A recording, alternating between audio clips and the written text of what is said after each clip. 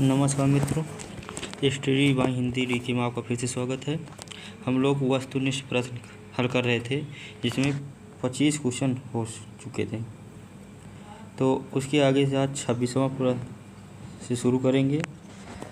तो आइए देखते हैं आज का प्रश्न क्या है। 26 नंबर, पद्मावत में कुल सर्गों यानी खंडों की संख्या कितनी है? तो कितनी बताना है। ए है 57, बी है 56, सी है 55, डी है 54। तो इसका सही आंसर होगा ए नंबर 57। पद्मावत सर्गों की संख्या 57 है।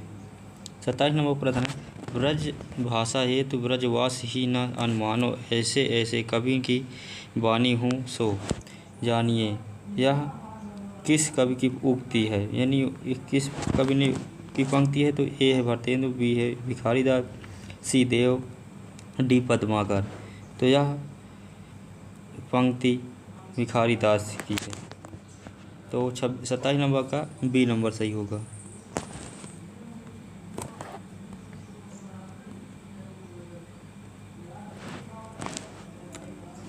28 नंबर प्रश्न है, वोल्गा से गंगा विधा की दृष्टि से क्या है? एक विधा कौन नाटक है या कथा है या निबंध संग्रह या यात्रा वृत्तांत है?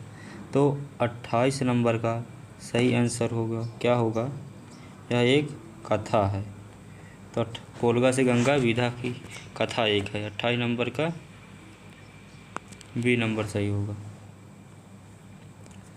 29 नंबर प्रश्न है, आचार्य रामचंद्र शुक्ल ने किस रचना को ध्वनि काव्य माना है? ध्वनि काव्य किस रचना को माना है? ए है सूर कीर्ति भ्रमर गीत, बी है सूर सागर को, सी है सूर सारावली को, डी है साहित्य लहरी को। तो 29 नंबर का सही आंसर होगा ए सूर कीर्ति भ्रमर गीत को ध्वनि काव्य माना।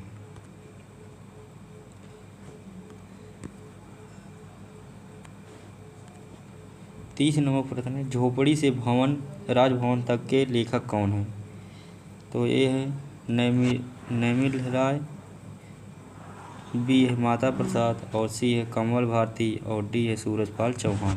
तो 30 नंबर का सही आंसर होगा बी नंबर माता प्रसाद की क्या यह रचना है।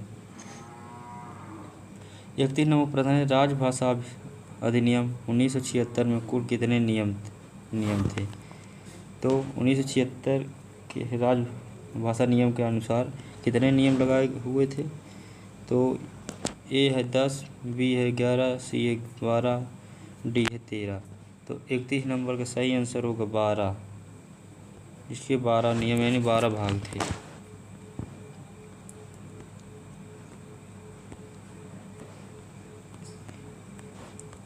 32 नंबर प्रश्न है, उच्चतम उच्च न्यायालय तथा उच्च न्यायालयों में अधिनियमों विधेयकों आदि के लिए प्रयोग की जाने वाली भाषा का उल्लेख संविधान के किस अनुच्छेद में है?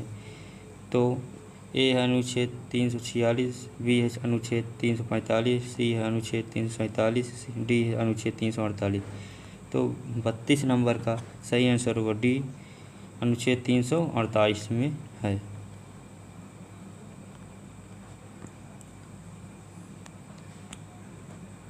33 नंबर प्रश्न है, हिंदी की वैज्ञानिक एवं तकनीकी शब्दावली के निर्माण हेतु संस्कृत शब्दों को प्राथमिकता देते हुए उपयोगी शब्द ग्रहण किया जाते हैं। तो कौन से उपयोगी शब्द ग्रहण किए जाते हैं वैज्ञानिक एवं तकनीकी शब्दावली से? तो ये है हिंदी भाषा से, बी है मराठी भाषा से, सी है बांग्ला भाषा से और डी है सभी मान्यता प्राप्त भारतीय भाषाओं से। तो इसका सही आंसर होगा डी नंबर सभी मान्यता प्राप्त भारतीय भाषाओं से वैज्ञानिक एवं तकनीकी शब्दावली का निर्माण होता है। 34 नंबर प्रश्न है, मानक हिंदी व्याकरण में कारक वह व्याकरण कोटि के हैं जो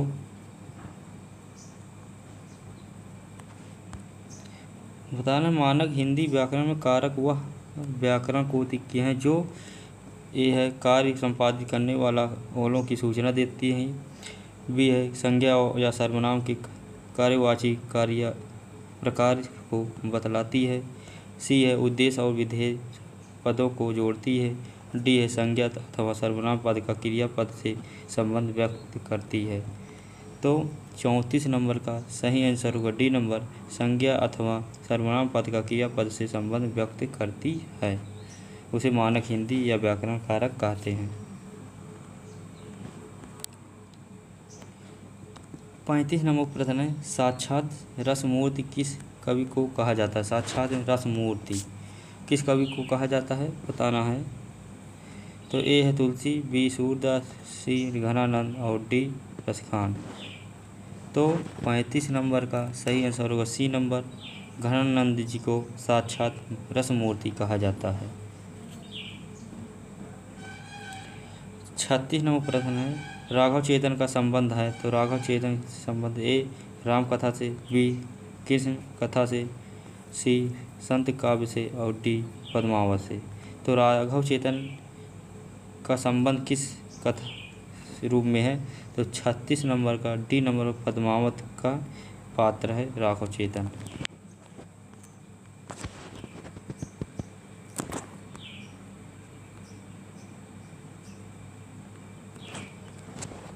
सैंतीस नंबर प्रश्न है, कामायनी के आनंदवाद का दर्शन आधार है। तो आनंदवाद का दर्शन आधार क्या है कामायनी के? ए है अद्वैतवाद, बी है शैवगम, सी है रहस्यवाद और डी है विशिष्टाद्वैतवाद। तो 37 नंबर का सही आंसर होगा बी नंबर, शैवगम। 38 नंबर प्रश्न है, बिहारी ससाई की प्रसिद्धि का प्रमुख कारण था। ए है कल्पना की समाहार शक्ति, बी है नायिका भेद वर्णन, सी है प्रतीकों का नपा तुला हुआ प्रयोग और डी है पिंगल वर्णन। तो 38 नंबर का सही आंसर क्या होगा? ए नंबर, कल्पना की समाहार शक्ति के कारण बिहारी ससाई को प्रसिद्धि मिली। यह बिहारी की रचना है। 39 नंबर प्रश्न है, बूंदी नरेश महाराज भाव सिंह का आश्रित कवि निम्नलिखित में से है। तो ए है बिहारी, बी है बोधा, सी है मतीराम और डी है ठाकुर। तो बूंदी नरेश महाराज जसवंत सिंह का आश्रित कवि कौन था बताना है। तो 39 नंबर सी नंबर सही होगा, मतीराम जी बूंदी नरेश महाराज भाव सिंह के आश्रित कवि थे।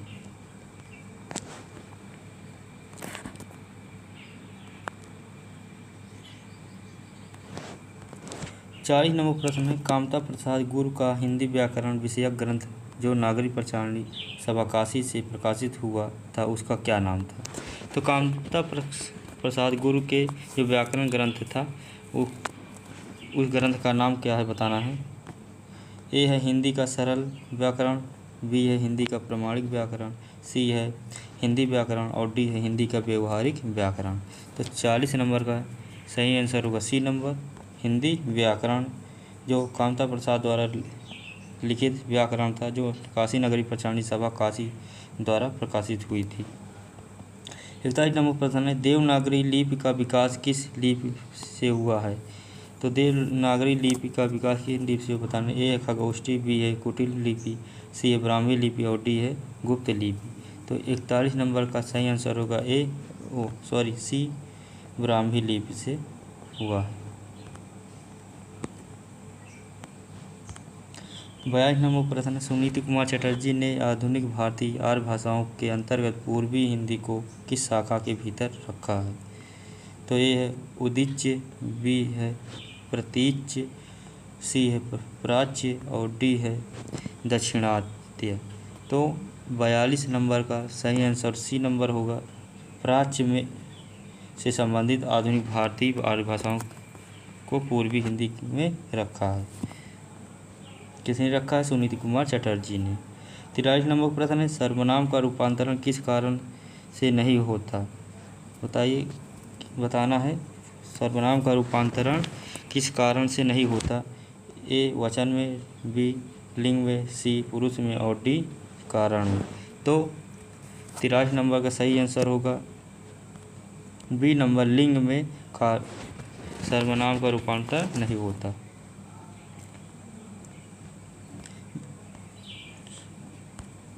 44 नंबर प्रश्न है, हिंदी के सर्वनाम कारक के कितने भेद होते हैं? तो हिंदी सर्वनाम कितने कारक होते हैं? ए 8, बी 9, सी 7 और डी 6।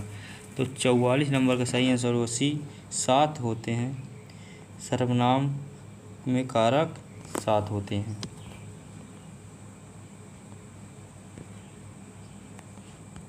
45 नंबर प्रश्न है, हिंदी का प्रथम व्याकरण लिखने वाले विद्वान कौन थे? तो ए है जेसुआ केटलर, बी है किशोरी दास वाजपेयी और डी है सी है जॉर्ज गियर्सन और डी है कामदेव प्रसाद गुरु। तो हिंदी का प्रथम व्याकरण लिखने वाले विद्वान 45 नंबर का सही आंसर एक होगा, जेसुआ केटलर ने हिंदी का पहला व्याकरण लिखा था।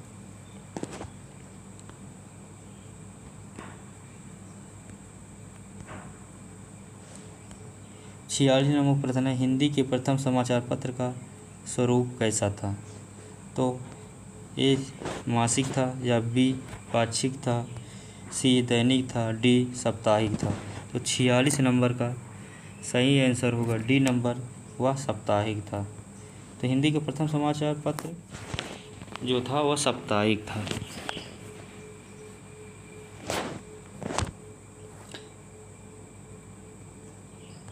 सैंतालीस नंबर का प्रश्न देखना है, बताना है, निम्नलिखित शब्द युग्मों में कौन सा असंगत है?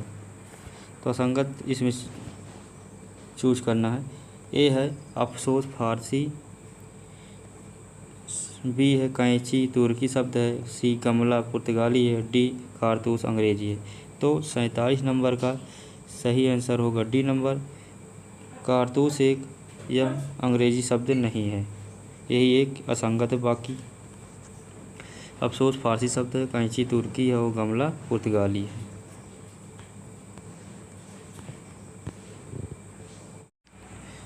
अड़तालीस नंबर का प्रश्न है,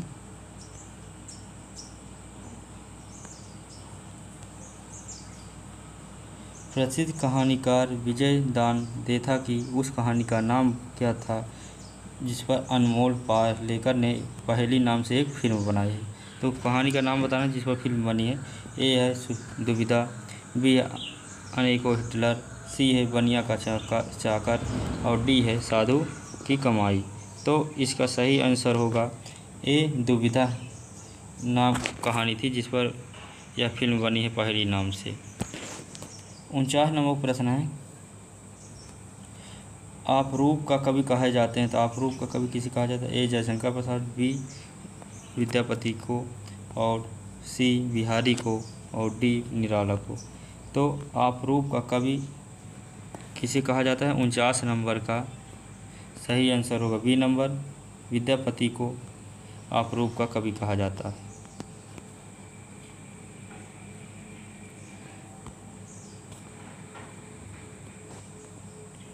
ये रहा आज का लास्ट प्रश्न 50 नंबर का, भारतेंद्र हरिश्चंद्र ने निम्नलिखित नाटकों में से कौन सा नाटक मौलिक नाटक नहीं वरन अनुदित नाटक है? तो इसमें कौन सा मौलिक नाटक नहीं है, वह अनुदित नाटक है?